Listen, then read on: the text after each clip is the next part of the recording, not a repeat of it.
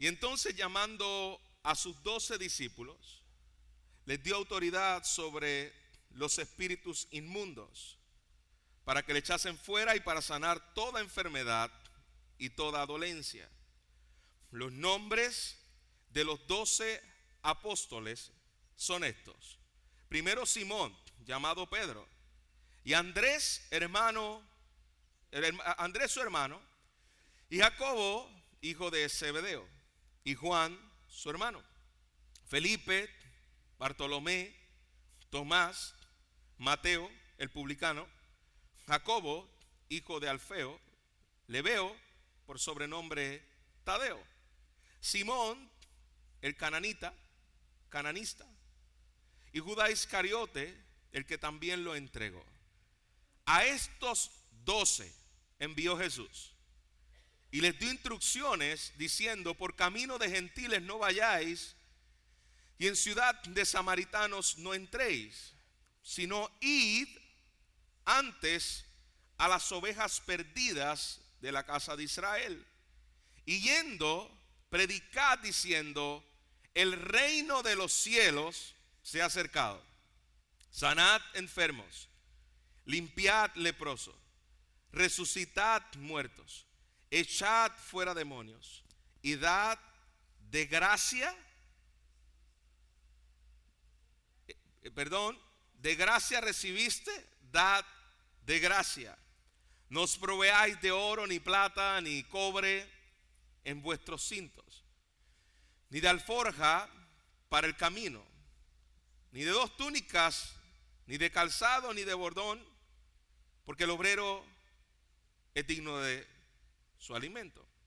Mas en cualquier ciudad o aldea donde entréis, informaos quién en ella sea digno, y posad allí hasta que salgáis. Al entrar en la casa, saludadla. Si la casa fuera digna, vuestra paz vendrá sobre ella. Mas si no fuera digna, vuestra paz se volverá a vosotros. Y si alguno no recibe ni oyere vuestras palabras, salid de aquella casa o ciudad y acudid y sacudid el polvo de vuestros pies. De cierto os digo que en el día del juicio será más tolerable el castigo para la tierra de Sodoma y Gomorra que para aquella ciudad. Padre, una vez más estamos delante de tu palabra y sabemos, Señor, que para entenderla nadie es suficiente sin la obra de tu Espíritu Santo. Y para predicarla, Señor, nadie es suficiente, Señor, si tu Espíritu no aplica. Abre nuestros ojos. Nos da, Señor, oídos espirituales y ojos espirituales para poder ver lo que el texto inspirado nos dice. Así que, Señor, te pedimos una vez más que tu Espíritu Santo obre en lo que nosotros somos incapaces de hacer.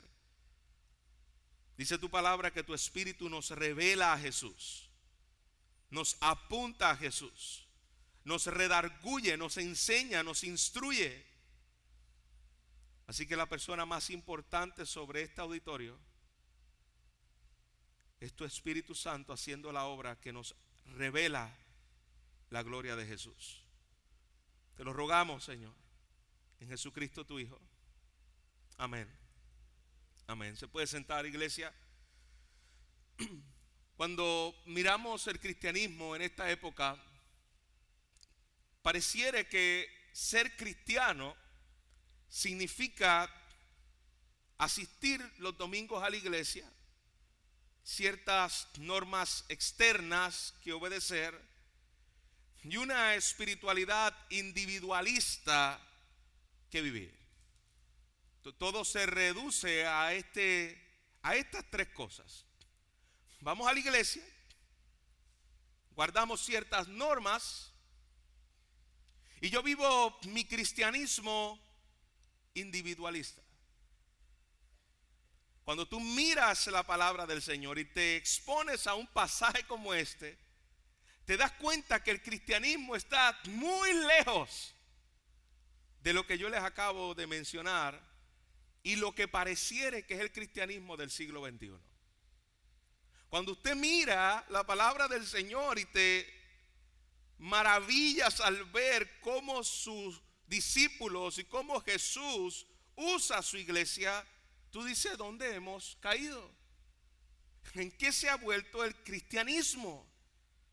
Vimos la semana pasada la urgencia al mirar aquella multitud como ovejas sin pastor, donde Jesús está utilizando la analogía de el libro de Ezequiel, el libro de Jeremías, donde habla de las ovejas de su pueblo sin pastor. Y él está en medio de su pueblo, en Israel, y él mira aquello que estaba ocurriendo. Él mira a aquellos endemoniados, él mira a aquellos enfermos, él mira a aquellos que estaban muriendo. Y Jesús dice su palabra que tuvo compasión de ellos. Y al ver las multitudes, tuvo compasión de ellos. Y le dice a sus discípulos, le dice a su pueblo, le dice a aquellos que se estaban invirtiendo en ellos: rogad pues al Señor de la mies que envíe obreros a la mies. Y observe muy bien, iglesia, Jesús no dice aquí: miren la multitud, miren la mies y ahora vayan. Eso no es lo que dice Jesús inicialmente. Jesús dice: mira la necesidad, mira la multitud, mira aquel pueblo como ovejas sin pastor. Ahora oren. ¿Ve la ecuación? Antes de ir, Jesús le dice: oren, rueguen. Cuando usted ve la condición de el pueblo donde vivimos, cuando usted ve la condición de su vecindario, cuando usted ve la condición de personas que nos visitan aquí, cuando usted aún ve la condición de una iglesia en muchas maneras, no solamente esta, sino en general, indiferente, apática, Jesús dice: oren. Y aquí una pregunta que debemos hacer desde el inicio del pasaje: ¿cuánto oramos por nuestro pueblo donde vivimos? Vemos la necesidad, pero ¿cuánto oramos por eso? ¿Cuánto oramos por nuestra iglesia? ¿Cuánto oramos al ver la condición del pecado? ¿Cuánto oramos al ver las necesidades? Iglesia, no hacerlo y actuar de una manera apática, como dice el libro de Samuel, no orar por mi pueblo es para mí pecado. Al nosotros ver la condición de la gente, debe cargar nuestro corazón y debemos orar. Jesús dice: antes de ir, antes de yo usarles, antes de que ustedes puedan ser un instrumento en mis manos, lo primero que deben hacer es orar. ¿No se le parece esto a lo que Jesús le dijo a sus discípulos cuando ascendió? Aquí había una encomienda en particular. La encomienda en particular era la casa de Israel, ¿ok? Pero en el libro de los Hechos, en el capítulo 2 en particular, donde Jesús le dice a sus discípulos: antes de ir a Judea, antes de ir a Samaria, antes de ir hasta lo último de la tierra, lo primero que le dicen es: vayan y oren y esperen hasta que el Espíritu Santo venga sobre ustedes y en ustedes, y me seréis testigos. ¿Se da cuenta? Lo mismo está haciendo ahora con sus 12 apóstoles. Les dice: antes de que yo los envíe, antes de que yo los encomiende a esta misión, ustedes deben rogar, ustedes deben estar orando. Dios nunca va a usar a nadie quien primeramente no lo haya llevado a la escuela de la oración. En ningún lugar. Nunca Dios lo ha hecho. Dios nunca ha usado a sus siervos si primeramente no los mete a la escuela de la oración? Porque la escuela de la oración lo que te recuerda es que tú no tienes el poder, que tú no tienes la autoridad, que tú no tienes la fuerza y que tú dependes de alguien que sí las tiene. Esa es la oración. Ustedes no lo pueden hacer solo. Ustedes no se pueden encomendar solo. Y ahora es lo que Jesús hace. Luego de encomendarlos a la oración, los encomienda a la misión. Y esa ecuación sigue siendo la misma. Antes de encomendarlo a la misión, los encomienda a la oración. Versículo 1 al versículo 4 vemos cómo entonces Jesús llama y autoriza a aquellos hombres a predicar el evangelio. Y entonces, no dice que los llamó a todos, escogió a este grupo, llamó a sus 12 discípulos y le dio poder. ¿Y por qué no escogió 14 discípulos? ¿Y por qué no escogió 20 discípulos? ¿Por qué escogió 12 discípulos? La oración de Jesús, la encomienda de Jesús no estaba separada a lo que nosotros vemos en la teología bíblica con lo que pertenecía al pueblo de Dios. El pueblo de Dios era Israel y ese pueblo estaba compuesto por ¿cuántas tribus? 12 tribus. Las 12 tribus de la casa de Israel. Cuando Jesús escoge a estos 12, lo que está diciendo, yo estoy instituyendo en mi nueva creación a mi nuevo pueblo, al pueblo de Dios que está representado dentro de los judíos que habrían de creer, representada en aquellas 12 tribus, y en el nuevo pueblo de Dios, su pueblo que ha estado desde la antigüedad, pero que ahora está establecido en el nuevo y el fundamento pacto, escoja a estos 12 discípulos. Por eso que dice el libro de Apocalipsis, capítulo 21, versículo 14, que sus nombres aparecerán en los cimientos de la nueva Jerusalén.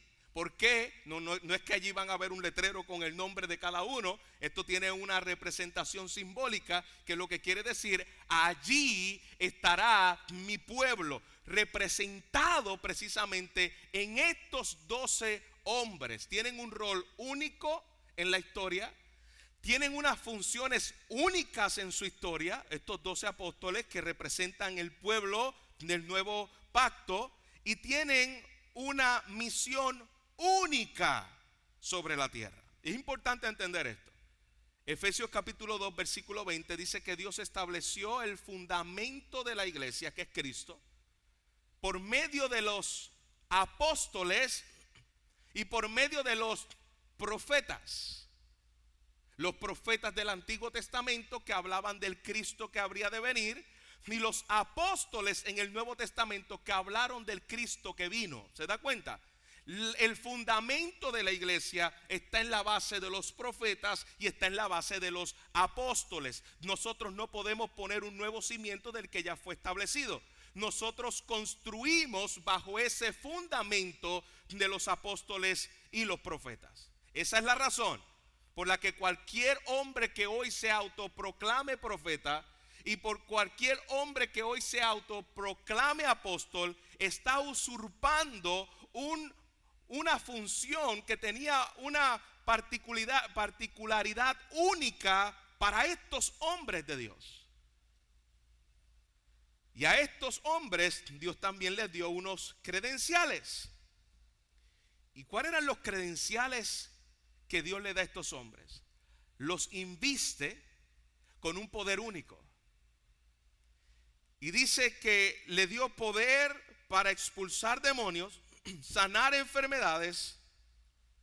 Esa era su carta de presentación apostólica. Se llaman credos o tu badge, que te representa como un apóstol genuino del Señor. Mira lo que dice 2 de Corintios capítulo 12, versículo 12 al versículo 14, hablando los apóstoles acerca de estas credenciales únicas. Con todo, las señales de apóstol, mira cómo le llama Pablo, las señales de apóstol han sido hechas entre vosotros en toda paciencia por señales, prodigios y milagros. ¿Se da cuenta? Lo que dice aquí en 1 Corintios 12, versículo 12. Eso son unas señales apostólicas. ¿Ok?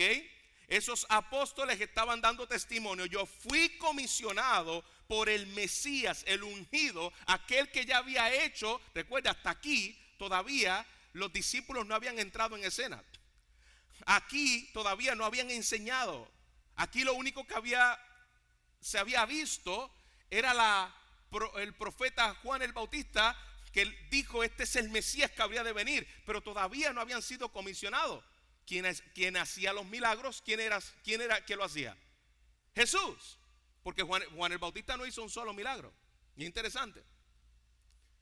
Y te pone a pensar. Tú dices, Juan el Bautista, cuando Jesús habló de él, dijo que ninguno como Juan, de los profetas nacidos de mujer, ninguno como Juan. ¿Cuántos milagros hizo Juan? Ni uno. Porque ¿cuál era la función de Juan? Profética. Juan no tenía señales. Los apóstoles no era una función, aunque sí hablaban del Cristo y aplicaban lo que decía del Cristo en el Antiguo Testamento. Jesús le dio una encomienda específica, y era que las señales le seguirían a estos hombres, señales de apóstol. Lo mismo que estaba haciendo Jesús. Jesús estaba dando vista a los ciegos, Jesús estaba sanando, Jesús estaba resucitando, Jesús estaba echando fuera demonios. Jesús les dice: ustedes ahora son ya no mis discípulos, ahora hay un cambio de credencial. Ustedes son mis apóstoles. Y esa palabra apóstolos quiere decir enviados. Ustedes son ahora mis enviados, y todas aquellas señales que yo he realizado, ahora ustedes las van a realizar. Y ese llamado tenía un costo, hermano. Hoy vemos los milagros, hoy vemos las señales y los prodigios como si fuera un circo.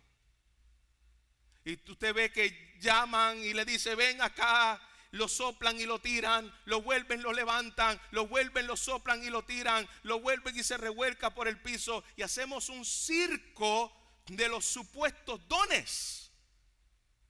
Cuando usted mira la vida de los discípulos, el poder ser comisionados y realizar estas señales les costó la vida. Ellos no tenían noches de gloria. Ellos no tenían noches de milagros. Ellos ejercían el reino, y le decía: y predicad el reino de Dios. Los envía a cada uno de ellos y da su nombre: Pedro, Andrés, Santiago, Juan, Felipe, Bartolomé, Mateo, Judas, Matías. Pero yo quiero decirles cómo murieron cada uno de ellos. Un llamado grande tiene una responsabilidad grande. Pedro crucificado boca abajo, según la historia. Andrés crucificado en forma de X en Grecia. Santiago decapitado. Juan sobrevivió y murió de anciano. Recuerda, Juan estuvo en la isla de Patmos. Se entiende que Juan lo habían metido dentro de una olla caliente para matarlo. Felipe, Bartolomé, Tomás y Mateo murieron azotados, apedreados, crucificados, decapitados. Judas Iscariote, obviamente, pues fue el que después se ahorcó por la traición a Jesús. Matías, apedreado y decapitado según la tradición. Y si se da cuenta, hermanos, cuando tú te unes al reino de Dios y cuando tú te unes a la misión de Jesús, tú no te estás uniendo esperando comodidad. Tú te estás uniendo porque el rey es digno y la autoridad viene con un costo. Había un costo. No un costo para la salvación, ese lo pagó Jesús, pero había un costo por seguirle a él. En medio de esta misión, estos hombres se entregaron todo para la gloria de Dios. Ellos no estaban de bateador emergente esperando que Jesús los llamara para escoger a Jesús. No, Jesús los escogió a ellos y los llamó. Y mira qué equipo. Cuando usted mira un equipo así, ayer yo estaba jugando baloncesto. Ese equipo yo creo que se veía peor que el equipo mío ayer. Y mira que era malo. Mira que era malo. Pero tú mira un equipo como este. Y tú dices, aquí no hay grandes hombres. Aquí no hay mucha esperanza. Y cuando los vas conociendo más, te das cuenta que ese equipo no era tanto el nombre de ellos, era lo que Jesús estaba haciendo en ellos. Y Jesús le dice en el versículo 5 y versículo 6, no vayáis, aquí está la orden específica, no vayáis por camino de gentiles, porque todavía no era el tiempo. Id a las ovejas perdidas de la casa de Israel. Porque ¿quién eran los que tenían el pacto? ¿A quiénes fueron que se les reveló la palabra? A su pueblo. ¿A quién era que se le prometió el Mesías? A su pueblo. Y él le dice, no, todavía no vayan a ningún otro lugar, no vayan a Samaria, no vayan a casa de los gentiles, vayan a las ovejas perdidas de la casa de Israel. Es lo mismo que dice la palabra del Señor cuando Jesús dijo, el juicio de Dios comienza por su casa. ¿Y a quién estaba hablando? De su pueblo, de Israel. El juicio de Dios comienza con Israel, porque la salvación de alguna manera fue proclamada inicialmente a su pueblo Israel. Así que Jesús los limita y le dice, no vayan por camino de samaritanos ni de gentiles. ¿Por qué? Porque el reino de Dios tenía que ser anunciado primero al pueblo del pacto. Así que esta no es la gran comisión. La gran comisión no es vayan a alguno. La gran comisión en Mateo capítulo 28 es vayan a quienes, a todo el mundo, y predicad el evangelio a toda criatura. El que creyere y fuere bautizado será salvo. Ese es el mensaje. Aquí el mensaje, Jesús le dice, el reino de los cielos se ha acercado. Están anunciando el establecimiento del reino. El rey ha venido, Jesús, y el reino ya se ha acercado. No dice el reino de Dios vendrá. No dice el reino de Dios se establecerá en un periodo de 1000 años después de mi regreso nuevamente. El pueblo le está diciendo, el reino de Dios se ha acercado. El reino comienza cuando Jesús irrumpe en medio de su pueblo.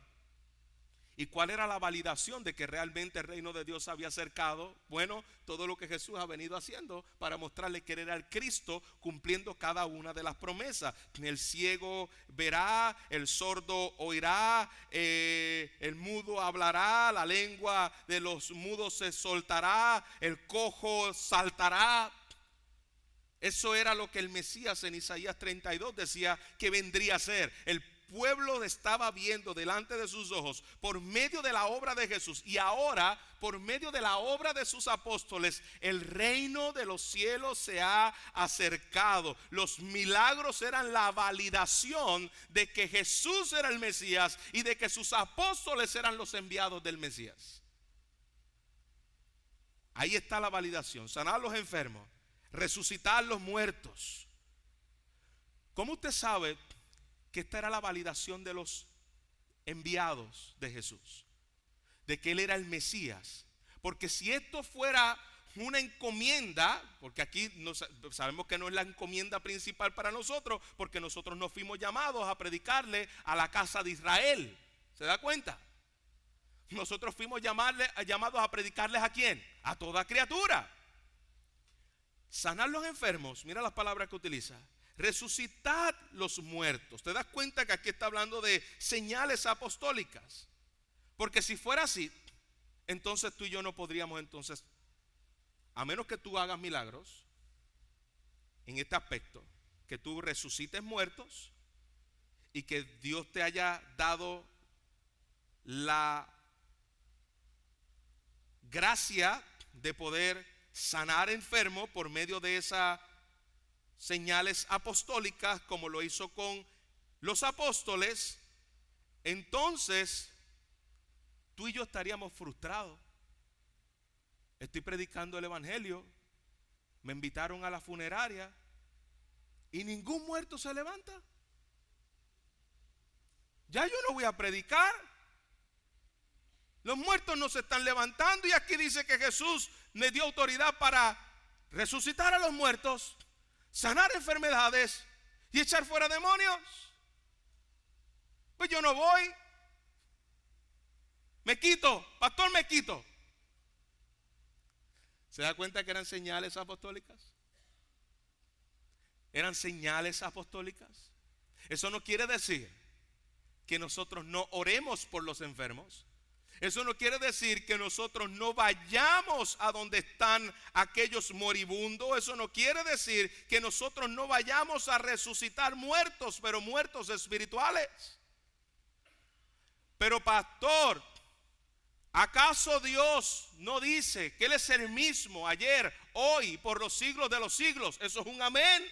Sin embargo, la forma en que Dios opera no es la misma ayer, hoy, por los siglos de los siglos. Por ejemplo, si usted me dice, pastor, usted piensa que Dios tiene el poder para abrir el mar Caribe, así como lo hizo con el pueblo de Israel cuando abrió el mar, yo te voy a decir que sí. Claro que tiene el poder, claro que tiene la autoridad, claro que lo hizo y lo puede volver a hacer. La pregunta que yo te quiero hacer es si es la manera en que Dios está operando en el día de hoy. Después del mar rojo abrirse, ¿cuántos mares más se abrieron? Incluso la forma en que ejecutó los milagros en el tiempo de Moisés no fue la misma que ejecutó los milagros en el tiempo de los apóstoles. Hay una misión en particular y no quiere decir que Dios no tenga la capacidad para volver a seguir sanando enfermedades. No quiere decir que Dios no tenga la autoridad para llamar a un muerto a la vida como lo hizo en el Nuevo Testamento y como lo hizo con los apóstoles. La pregunta es si Dios está operando hoy por medio de la iglesia con señales apostólicas. Ahí está la diferencia. No. ¿Por qué Dios no está operando hoy con señales apostólicas? Porque esas señales tenían un propósito fundacional en el establecimiento de la iglesia de Jesucristo. ¿Y cómo está operando en el medio de hoy, a día de hoy? Por medio de la iglesia a través de su palabra. Nosotros oramos por los enfermos, sí. Nosotros creemos que Dios tiene el poder y la última palabra sobre toda cosa porque somos su creación, pero esperamos en su soberanía. ¿Se da cuenta, iglesia? ¿Está conmigo?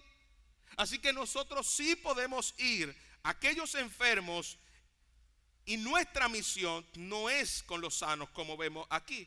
En segundo lugar, podemos ir a los moribundos y Jesús dice a los discípulos que resuciten a los muertos, versículo 8. Y en tercer lugar, ir a los despreciados, limpiar a los que tienen lepra, a los impuros, como hemos visto a Jesús actuando, a los sucios. A los discípulos, a sus hijos se le ordena esto. En el tiempo presente podemos seguir llegando a los enfermos y a los moribundos espirituales, sabiendo que el poder de Dios sigue teniendo la misma autoridad para llamar a aquel muerto espiritual a la vida. Claro que sí. Vayan a los enfermos, vayan a los moribundos, vayan a los muertos espirituales y predíquenle en el evangelio que es poder de Dios para salvación.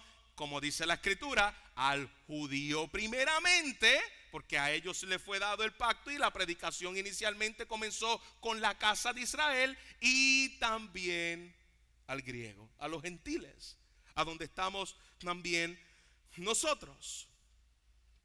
Y mira la instrucción de dependencia radical en medio de esta misión. No os proveáis de oro ni de plata. Eso no quiere decir que los discípulos no fueran sostenidos, porque el mismo texto dice el obrero es digno de su salario. Entonces espérate, esto contradice. O el obrero es digno de su salario, o que no tomen ni plata ni oro ni se lleven nada. Estas son instrucciones específicas para estos apóstoles, para una misión en particular, donde Jesús le dice a los discípulos: ustedes vayan dependiendo de mí, que no los mueva. ¿Por qué? ¿Y por qué en particular para ellos? Yo quiero que usted le ponga atención a esto, hermanos, porque podemos ver que en 1 Corintios 9, versículo 14 dice: el que predica del evangelio, que viva del evangelio. Adiós, pero aquí le dice a los discípulos que no se lleven nada con ellos y que no le pidan nada a nadie. Y también podemos ver claramente que la escritura nos dice en varias ocasiones, el apóstol Pablo, que el obrero es digno de su salario. Señales apostólicas que tenían, valga la redundancia, los apóstoles. Cuando tú sanas a un enfermo, cuando tú libertas a un endemoniado, cuando tú resucitas a un muerto, usted se imagina, hermanos, estas señales apostólicas operando por medio de los apóstoles. Bueno, en un momento dado ellos vinieron regocijándose donde Jesús y le dice: Señor, los demonios se nos sujetan en tu nombre, los muertos son resucitados. Ellos que estaban emocionados. ¿Y cuáles fueron las palabras de Jesús para ellos? No te regocije que los demonios se sujetan, no te regocije de que los muertos son resucitados, regocijaos más bien en que sus nombres estén escritos en los cielos. ¿Por qué? Porque este tipo de señales atrae el favor de la gente de alguna manera. Usted piense en aquel ser querido que más usted ama y que falleció. ¿Usted se puede imaginar que los apóstoles hubiesen llegado allí y que en el propósito de Dios era resucitar a esta persona que tú amas y lo resucita allí? Hermanos, ¿qué tú querías si era? ¿Cuánto tú darías? Aquellos que hemos perdido a un ser que amamos, tú darías lo que fuera por tenerlo vivo. ¿Cuánto hay que pagar? ¿Dónde hay que buscar el dinero? Ahora imagínense, llega estos hombres con señales apostólicas, los sana y los levanta. ¿Le van a dar qué? Le van a dar dinero. Por menos que eso, Simón el mago decía: yo quiero ese poder. ¿Y sabes lo que le ofreció? Le ofreció dinero a los apóstoles para que yo pueda hacer esas cosas. Jesús, sabiendo esto, le dice: hey, en el camino ustedes no van a recibir nada de lo que le den, porque le iban a dar. Yo les voy a dar, yo los voy a sustentar y yo voy a usar a mi mismo pueblo para sustentarlos a ustedes, pero no dependan de nada de lo que le den, porque estas señales eran reales. Jesús estaba cuidando a los apóstoles, porque tomar un versículo como esto para decir: ya ve, los pastores no deben cobrar ningún centavo, ya ve, los misioneros no deben ser tampoco cobrados ningún centavo, porque la Biblia dice que no dependa ni de bolsa, ni de zapatos, ni de... Esto tiene un contexto y no podemos sacar un versículo de contexto sin entender todo lo que dice la escritura luego en el Nuevo Testamento. Esto era una misión específica para la casa de Israel. Si la casa es digna, predica el evangelio, entra allí. Si la casa es digna, posa allí hasta que salga. Predica el evangelio, enseña. Cuidado de que no te quieran manipular por lo que te puedan dar, pero mantente allí. Si la casa no es digna, es decir, si rechazan el mensaje del evangelio, no te desanimes por eso. Sacude el polvo de los pies, una frase judía, porque hay urgencia para el mensaje. Si ustedes son rechazados, yo soy rechazado. No lo tomen personal. Rechazar a los apóstoles era rechazar al Mesías. Y Jesús dice: va a ser más tolerable el castigo de Sodoma que para aquellos que rechazan el evangelio. Mira cómo dice el versículo 14: cualquiera que no os reciba ni oiga vuestras palabras, al salir de esa casa o de esa ciudad, sacude el polvo de vuestros pies. En verdad os digo que en el día del juicio será más tolerable el castigo para la tierra de Sodoma y de Gomorra que para aquella ciudad. ¿Sabe por qué va a ser más tolerable el castigo? No quiere decir que no iba a haber castigo, porque hubo castigo en Sodoma y Gomorra. Pero el castigo para aquellos que rechazan el evangelio va a ser más severo que el castigo que hubo en Sodoma y en Gomorra. ¿Por qué? Porque Sodoma y Gomorra no vio las señales que esta gente está viendo. Sodoma y Gomorra no tuvo al Mesías y al ungido en medio de ellos, haciendo señales y predicando el evangelio del reino. Sodoma y Gomorra no tuvo a los apóstoles predicando que el reino había llegado, ni con señales de apóstol manifestando estos milagros en medio de su pueblo. Sodoma y Gomorra no tuvo nada de eso.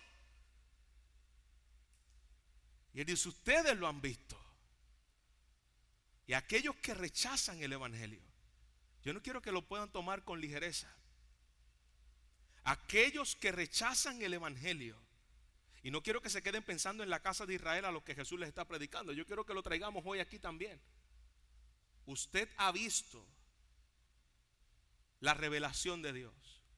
Usted ha visto el propósito del Señor. Usted ha visto y ha sido expuesto a la palabra semana tras semana. No tomemos con ligereza el rechazo del evangelio. No hay nada más importante en esta vida que poder tomar el evangelio con la seriedad que merece. Jesús sigue viendo a las multitudes como ovejas sin pastor. Jesús sigue obrando en medio de su pueblo. La pregunta que yo quiero que nos llevemos en esta mañana, iglesia: ¿cómo estamos respondiendo ante esta realidad? Tú y yo no necesitamos las señales de los apóstoles para predicar el evangelio, porque tenemos el mismo mensaje de los apóstoles. Tenemos el mismo Espíritu Santo de los apóstoles. Pastor, pero no tengo las señales. Pero es que aquellas señales no fueron lo que convirtieron a la casa de Israel. La casa de Israel vio señales tras señales, pero estas señales le sirvieron como juicio a la casa de Israel. No había excusa. Tú y yo tenemos el evangelio de Jesucristo. Tú y yo tenemos la encomienda del Señor en Mateo capítulo 28. Vayan y hagan discípulos a todas las naciones. Tú y yo también hemos sido comisionados, hemos sido llamados, hemos sido enviados. Pidámosles al Señor que abra nuestros ojos, amados. Es una oración que la hago personal para mí, porque a veces podemos caer en una apatía, donde nos encontramos con necesidades evidentes. Un joven sin dirección, sumergido en las drogas, el alcoholismo, en una familia disfuncional. Un compañero de trabajo en ansiedad. Un vecindario que está lleno de personas que le dan la espalda a Dios, que no quieren saber nada de Dios ni de la iglesia. ¿Qué estoy haciendo con esas oportunidades que estoy viendo? ¿Simplemente me he vuelto un crítico de la sociedad? Ay, que tengo este vecino adúltero, este vecino gay, este vecino irresponsable, este vecino ruidoso, este vecino hijo del diablo. ¿Cómo estamos viendo la mies? ¿Estoy viendo la mies como Jesús veía la mies? ¿Estoy viendo a mis vecinos como Jesús veía a sus vecinos? ¿Cómo lo veo? Lo veo como una encomienda del Señor, y mi corazón se carga y lo llevo en oración, primeramente en ruego y oración al Dios y al Señor de la mies, para que me use, para que yo pueda ser ese obrero que pueda compartir el evangelio. ¿Cuánto estamos impulsados por la misión que el Señor nos dio, hermanos? Todos los que estamos aquí, discípulo de Jesucristo. Discípulo de Jesucristo significa lo siguiente: Jesús dijo: venid en pos de mí y os haré pescadores de hombres. Un discípulo es alguien que se sujeta a la voluntad del Señor. Venid en pos de mí y os haré. Dios nos capacita, nos llama pescadores de hombres y nos comisiona. Un discípulo es aquel que obedece a su maestro, sometiéndose a su maestro, ha sido tratado por su maestro, conformado a su imagen y ha sido comisionado por su maestro. Eso es un discípulo. Y Jesús, que está diciéndole a aquellos discípulos, y en particular hoy a nosotros por medio de la encomienda de la gran comisión: vayan y hagan discípulos. No es una opción. O somos pescadores o no hemos estado yendo en pos de Jesús. Porque Jesús dijo: venid en pos de mí y os haré. Parte de seguir a Jesús es esta encomienda que nuestro Dios nos ha dado. Tú no necesitas un llamado especial. Tú no necesitas que venga una trompeta en la noche y te diga: ve y predica el evangelio. No, tú no lo necesitas. Ya Jesús te lo dijo. Ya Jesús te comisionó. Tú no necesitas una revelación. Tú no necesitas un sueño. Tú no necesitas que aparezca algo para hacerlo. ¿Por qué le digo esto, hermano? Porque yo he escuchado a hermanos que me han dicho: pastor, es que yo estoy esperando todavía una confirmación para ver si es la voluntad de Dios, yo voy a predicar a tal lugar. ¿En serio? Cuando tú vas a Disney, tú no le preguntas ninguna revelación especial para ir a Disney. Y no hay ni un solo versículo en la Biblia que diga: vayan a Disneylandia. Tampoco hay uno que diga que no vaya. Pero tú vas sin ningún problema. Pero cuando es la hora de la comisión, cuando es la hora de la encomienda que realmente Dios me ha dado, a ellos estoy esperando confirmación. Pero ya la confirmación te fue dada en su palabra. Y su palabra dice: vayan y hagan discípulos. Ahí sí lo dice claramente. Tú no necesitas nada más, ahí está. ¿Cuán paralizados estamos, hermanos? Cuando vemos el mundo quebrantado, en guerra, en pobreza, en incredulidad, en confusión, y nosotros miramos eso y lo primero que nos debe venir es impotencia. Eso es cierto. No puedo hacer nada, pero yo puedo orar al Señor de la mies. Me siento impotente, pero yo puedo rogar al Señor de la mies en humildad: Señor, obra en medio de esto, prepara nuestros corazones para ir, úsanos para tu gloria. Ora por tu iglesia, ora por nuevos misioneros, ora por pastores fieles, ora por más pastores. ¿Cuántas iglesias se comunican conmigo diciendo: pastor, no tenemos pastores? Oremos porque Dios siga preparando y enviando pastores fieles a su palabra, y que estemos dispuestos a ir cuando Él nos diga: ve.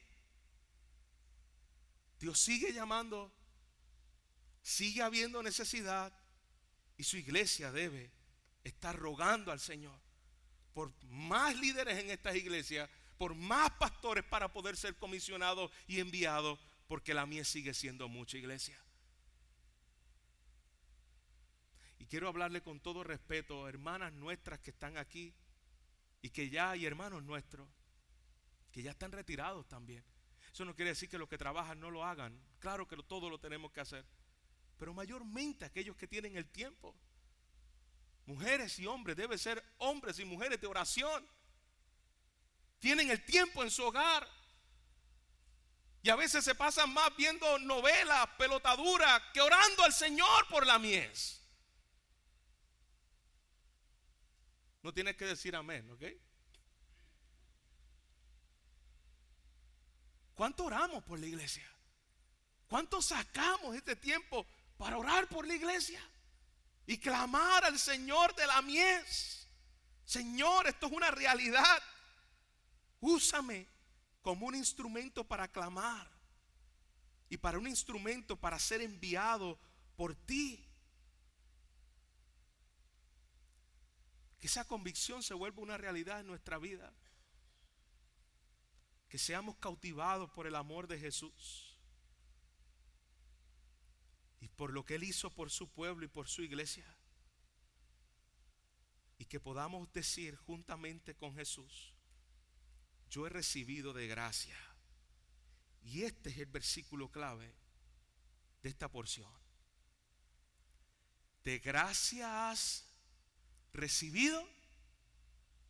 Usted sabe que todo lo que tú y yo hemos recibido fue por la gracia de Dios.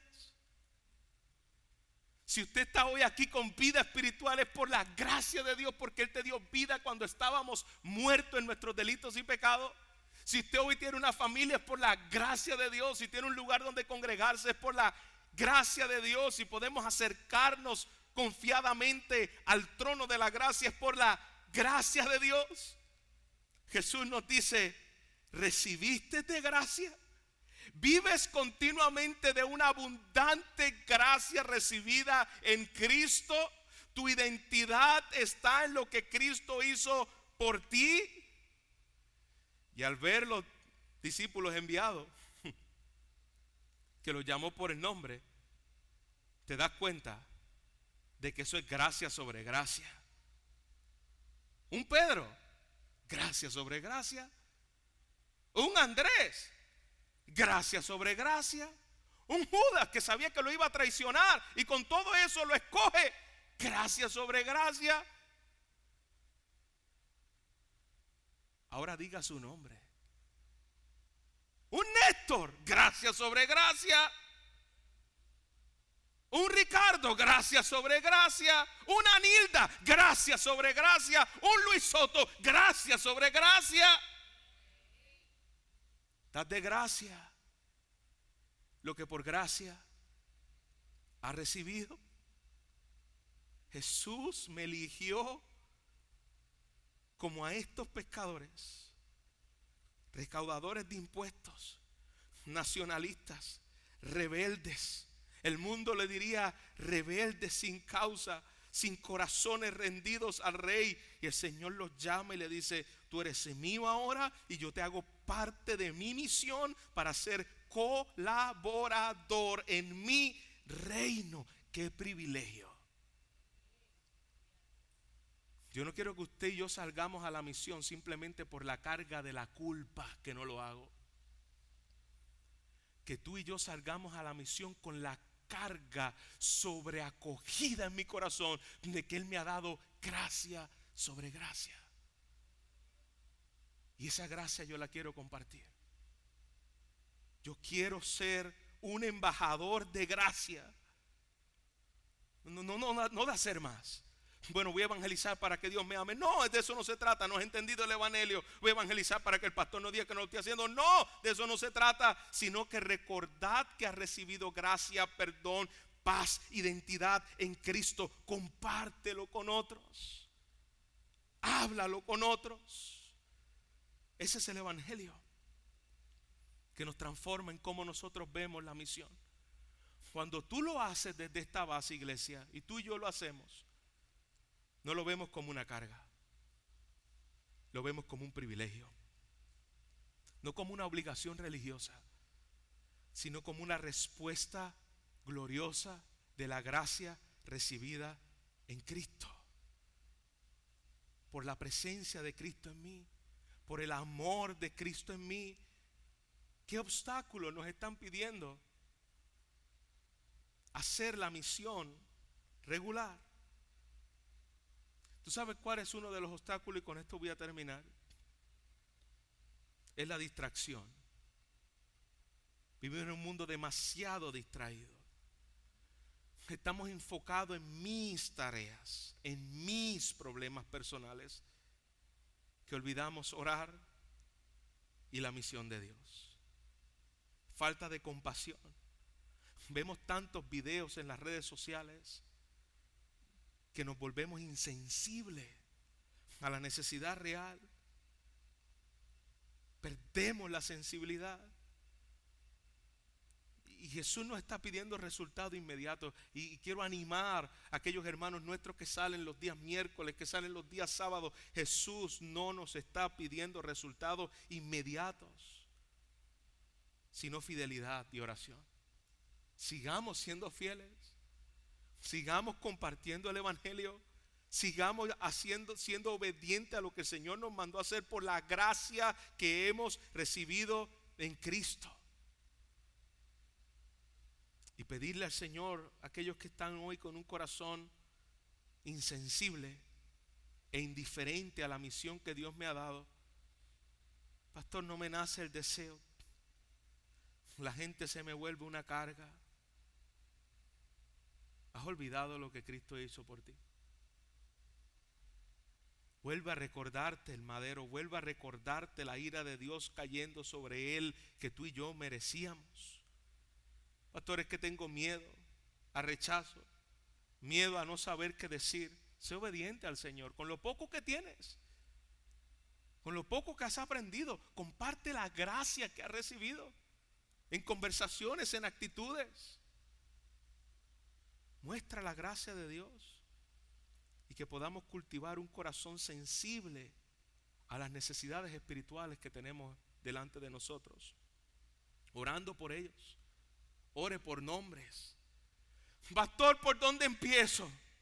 Que ya después de este bombardeo no sé por dónde empezar. Empieza por tu casa. Jesús comenzó con su casa. Tú y yo debemos comenzar con nuestra casa. Tú no debes estar discipulando a nadie si no estás discipulando a tu casa. Tú no debes estar enseñándole a otros si todavía no le enseñas a nuestros hijos. Empieza en casa. Esos son nuestros primeros discípulos. Esa fue nuestra primera encomienda. Ve a tu casa. Cuando Jesús los llamaba a ellos, le decía: ve a tu casa. Sanaba al ciego y le decía: ve a tu casa. ¿Y se da cuenta cómo hemos perdido eso? Hay gente que dice: no, yo quiero que el Señor me use aquí, me use allá. Donde primero Dios te quiere usar es en tu casa. Siéntate en tu casa con tus hijos, enséñale la palabra, habla con ellos de Jesús. Que ellos digan: ¿por qué mi papá ama a Jesús? Alguien lo dijo muy bien en una ocasión: el mayor estorbo para los hijos es aquellos padres con falta de afecto por Jesús. Ese es el mayor estorbo para nuestros hijos, que no amamos, no le enseñamos, no ven pasión en nosotros por Jesús y su gloria, pero queremos que ellos la tengan. Empecemos en casa. La gran comisión comienza en mi casa. Comienza orando por aquellos familiares que no conocen a Cristo. Pastor, pero yo llevo orando 20 años. Está bien, no es por medio de la oración en los años que tú llevas ni las veces que la repites. Es confiar en que aunque pasen 20, 30, 40 años y no lo vea, Él es fiel. Y si Él me mandó a orar, yo quiero seguir siendo fiel a Él, dependiendo de Él en oración. ¿A dónde iremos si solo tú tienes palabras de vida?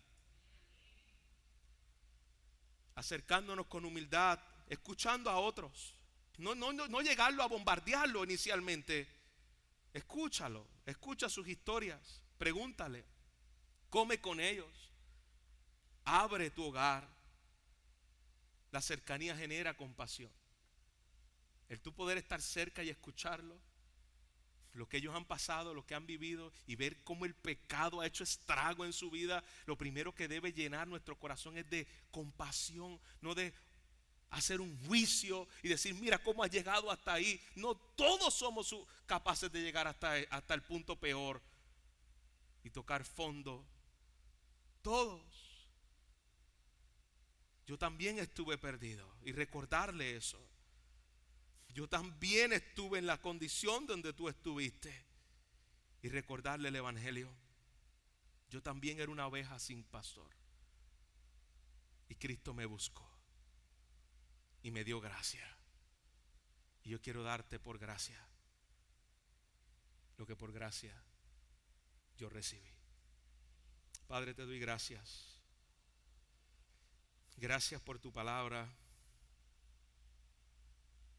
porque ella es como un espejo a nosotros. Y queremos, Señor, en esta mañana, junto con mis hermanos, rogarte por la mies, rogarte por los obreros de la mies, para que nos puedas dar ojos espirituales, que al ver a las personas al ver la necesidad, no seamos indiferentes, Señor. Padre, que el amor de Cristo inunde nuestros corazones. Y por medio de ese amor que inunda nuestros corazones, podamos sentir amor, no indiferencia. Amor, porque estoy cerca de ti. Puedo sentir amor al ver la necesidad. Nos nace el deseo de acercarnos a otros, de escuchar a otros, de compartir la esperanza del evangelio con otros. Pero Señor, cuando estoy enfocado en mí mismo, cuando estoy enfocado en mis propios afanes, como estaba Marta, afanada y turbada en los afanes de la vida, se estaba perdiendo la mejor parte de estar contigo y ser partícipe de tu reino. Cuando estamos ahí, Señor, caemos en la indiferencia y peor aún, en el juicio sin misericordia contra los demás.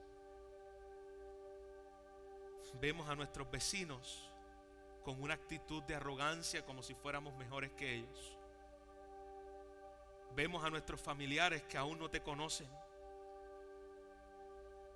con juicio y misericordia, y no como ovejas perdidas sin pastor. En lugar de llorar por ellos, es más fácil criticarlos. Padre, perdónanos por nuestra falta de lágrimas al ver la mies. Perdona nuestros ojos secos por la multitud. Perdona nuestra falta de afecto al ver, Señor, los pecadores sin ti. Perdónanos, porque muchas veces ni siquiera nuestros hijos cargan nuestros corazones para rogar a ti por ellos y para que nos uses como embajadores de gracia para que conozcan tu evangelio en Cristo.